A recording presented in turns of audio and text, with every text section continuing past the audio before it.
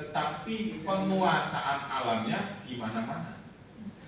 Nah, ini harapan kita besar kita supaya kita dalam niat menjadi seorang coach ini betul-betul memberikan sebuah investasi nutrisi, motivasi kepada anak kita.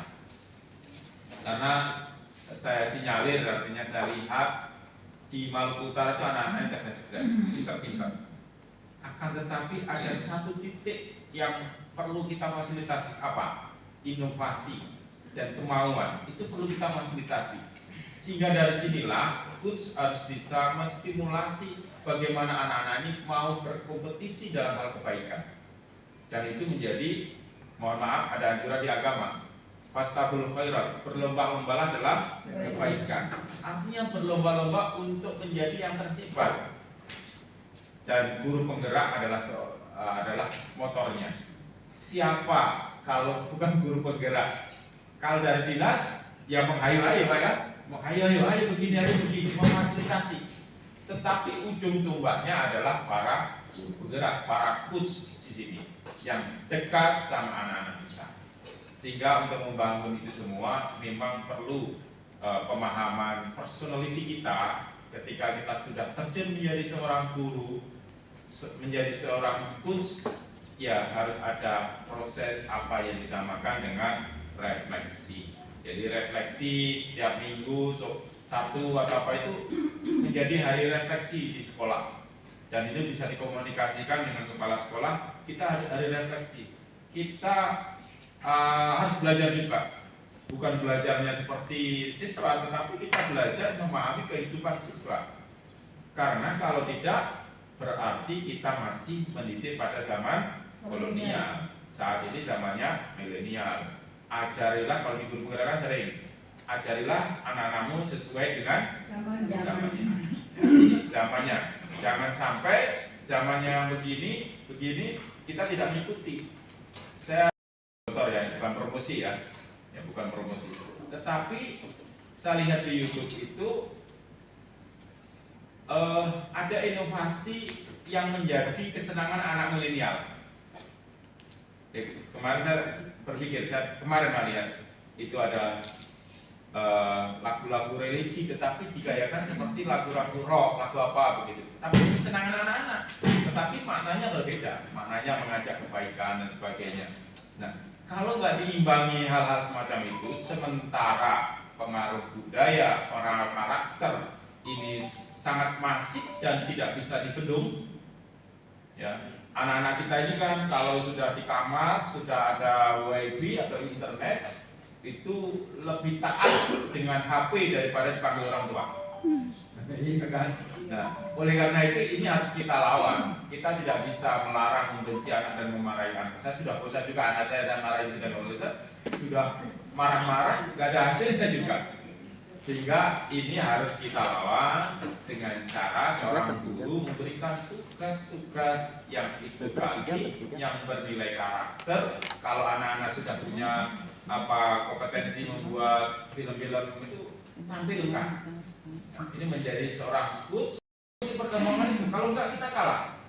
Saya kemarin sore lihat hasil film dari anak saya. Anak saya sudah semester 3 ya, semester 3. Tapi dulunya nggak kenal HP juga karena di pondok itu ya, dia baru kenal waktu kuliah ini. Karena jarang mengenal teknologi, ya begitu lalu belajar itu. Artinya setelah ditanyakannya dari mana GPT belajarnya. Artinya GPT itu kita suruh juga bisa gitu. Nah, coba nanti dibuka nih, coach ini harus lebih tahu dulu, ya GPT itu harus tahu dulu. Nah, coba buatkan film tentang membangun karakter. Nah, di GPT nanti akan keluar filmnya. Nah, dari situ bisa kita olah, kita isi dengan pesan-pesan yang lain. Nah, ini menjadi canggih buat kita sehingga penguatan praktek baik coach ini nantinya menjadi lebih senang, lebih menyenangkan. Karena ini adalah praktek baik yang dilakukan di satuan pendidikan, dan Bapak Ibu calon guru penggerak ini adalah orang ujung tombak bagaimana membangun anak-anak kita yang memiliki profil pelajar Pancasila. Kita ada bingkaian yang sangat kuat, ujung-ujungnya yang apa kita lakukan, kita coach, kita bimbing, kita ajar sebagainya. Ujung-ujungnya adalah anak kita yang memiliki profil pelajar Pancasila. Bagaimana itu ketaatan dan berakhlak mulianya, bagaimana konsepsi dan perilaku bergotong royong, bagaimana cara anak berpikir benar kritis, bagaimana anak berwawasan global, dan bagaimana anak mandiri. Nah, inilah sesungguhnya yang ingin kita lahirkan. Karena saat ini rapor kita adalah rapor satuan pendidikan. Sehingga inovasi yang ada di dalamnya adalah inovasi-inovasi yang menjadi kebanggaan anak kita. Yaitu kita beri untuk praktek baik secara nasional. Ini semua sudah punya akun belajar.id? Sudah belajar melalui PMM?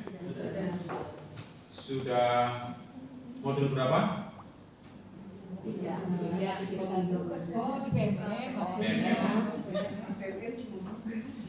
Nah, PMM itu adalah sumber belajar yang selalu bertambah. Jadi di PMM ini kami mohon berkolaborasi. Bagaimana caranya? Berkolaborasi dengan teman-teman calon guru penggerak dan bahkan bukan guru penggerak yang sudah di KM, itu kan itu harus punya strategi. Kalau sendiri itu berat. Beratnya apa? Suruh nonton film, ya film akan lama. Caranya dibagi. Ini jangan bilang sama orang lain ya, khusus di Maluku Utara. Supaya selesai semua. Karena di Maluku Utara terkait dengan adoption rate PMM ini dinilai secara nasional. Kalau tidak ada peningkatannya dianggap tidak belajar. Nah, dianggap tidak belajar. Oleh karena itu memang harus selesai. Nah, caranya ini harus berbagi. Kalau ada film yang harus dilihat,